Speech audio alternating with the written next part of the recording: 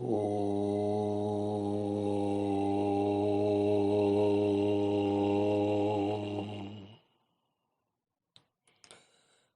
साहब जी की, जय साहब जी की। श्री रामाश्रम सत्संग परिवार के सभी सत्संगी भाई बहनों को प्रणाम। राम राम। जय साहब जी की। परम पूज्य साहब जी के दिव्य अमृत वचनों से संकलित आज के श्री राम वचनामृत का शीर्षक है प्रेम। प्रेम न बाड़ी उपजे, प्रेम न हाट बिकाए, राजा प्रजा जहि रुचे, शीश दे लई जाए। प्रेम का ही सारा पसारा, प्रेम का ही सारा कारोबार संसार में देखने में आता है। प्रेम में आकर्षण है, खिंचाव है, कशिश है, लगाव है। प्रेम के ही ताने बाने से संसार की उत्पत्ति, लय और पोषण होता है। असल चेतन सत्ता का जो भंडार है और चेतनता का स्रोत है, वह प्रेम का ही असल रूप है। और संत पुरुष प्रेम के सिंधु हैं। आत्मा परमात्मा, ब्रह्म पार ब्रह्म, ये सब प्रेम की तरंगे हैं और जीव प्रेम की बूंद है। सब में प्रेम ही ओतप्रोत है।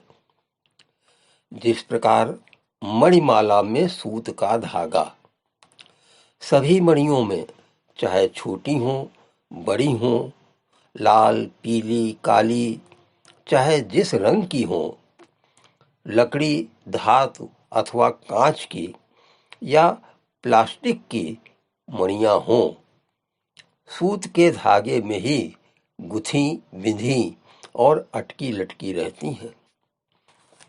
कहने का तात्पर्य यह है कि सूत जिस प्रकार सब और सभी प्रकार के दानों को अपने में पिरोए हुए, सबको अपने में लिपटाए हुए, सभी को साधे हुए है, उसी प्रकार प्रेम के ही सहारे, प्रेम के अधीन, प्रेम के ही अंग संग सारा संसार और उसका सारा व्यापार चल रहा है। सो वह प्रेम कैसा है, कोई कह नहीं सकता, अनिर्वचनीय है। जैसे गूंगा आदमी स्वाद का वर्णन नहीं कर सकता। कवि कहता है कि प्रेम की कहीं खेती नहीं होती है। जिस चीज की कहीं खेती होती है वही बाजार में बिकने आती है। तो प्रेम तो सर्वसुलभ है, सब जगह प्राप्य है, सबके अंतर में मौजूद है। तो फिर बिकने का सवाल ही क्या है। किंतु प्रेम इतना सर्वसुलभ, सब जगह व्यापक, सब में ओतप्रोत होते हुए भी यदि किसी को उसकी आवश्यकता हो, चाहे राजा हो, कोई भी हो, छोटा हो चाहे बड़ा हो, उसका मूल्य बहुत अधिक है। इतनी सरल, इतनी अधिकता कहना तो अनुचित होगा, जो है ही सब कुछ, जिसके बिना किसी की सत्ता का जीवन ही नहीं है, ऐसा प्रेम इतना अधिक मूल्य वाला क्यों? यही बात समझने की है। प्रेम से ही सब कुछ पैदा होता है। प्रेम ही सब चीजों का तत्व एवं सार है। उसके बिना तो किसी की सत्ता ही नहीं, किसी का अस्तित्व और जीवन भी नहीं। अतः प्रेम इतना कीमती और आवश्यक है कि दुनिया की कोई चीज, चाहे छोटी हो चाहे बड़ी हो, सबका वही आदि और अंत तथा सत्व व सार है। वही सबकी जान, प्राण और आधार है। इस कारण उसकी महत्ता और मूल्य सबसे अधिक है। उसकी बराबरी कोई नहीं कर सकता। इसीलिए कहा है कि शीश दे ले जाए। शीश देने का मतलब सर काटने से नहीं है। सर काटने से तो जीवन का अंत ही हो जाएगा। जब जीवन ही समाप्त हो जाएगा तो किसी चीज को लेने देने का लाभ क्या। तो इसका तात्पर्य है कि समर्पण करके अपना आपा और अपना सर्वस्व उसके लिए न्यौछावर कर दें, उसके लिए दे दें।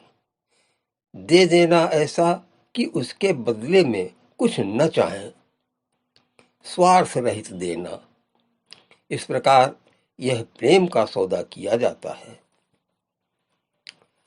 शीश देने का दूसरा अर्थ यह भी हो सकता है कि सिर में सारी शक्तियों का भंडार है।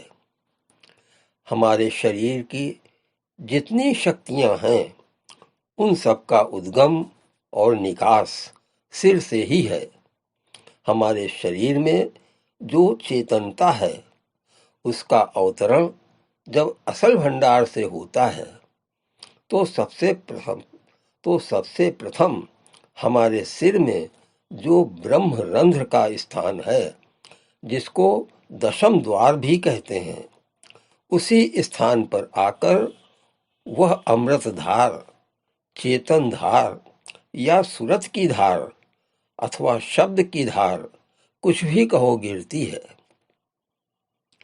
तब फिर उसका प्रसार सारे शरीर में होता है।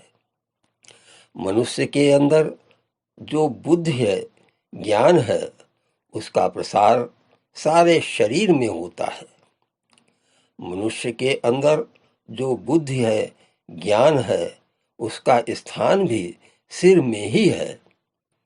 अतः बुद्धि द्वारा, ज्ञान द्वारा उसका विवेचन, उसका समाधान, उसका किस प्रकार आदान प्रदान और व्यवहार आदि होता है, इसको समझो।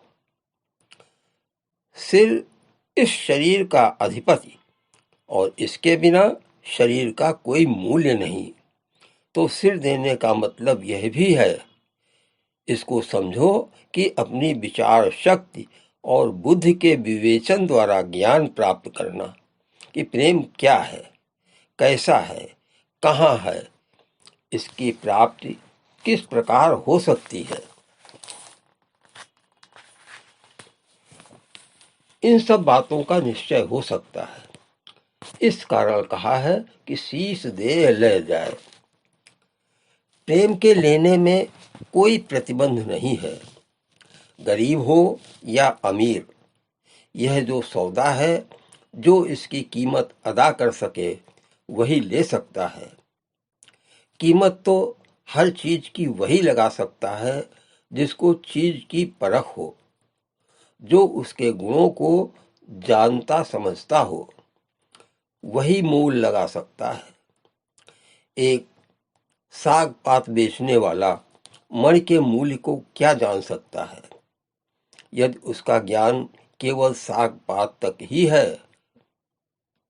इस प्रकार यह प्रेम जो है अनमोल है।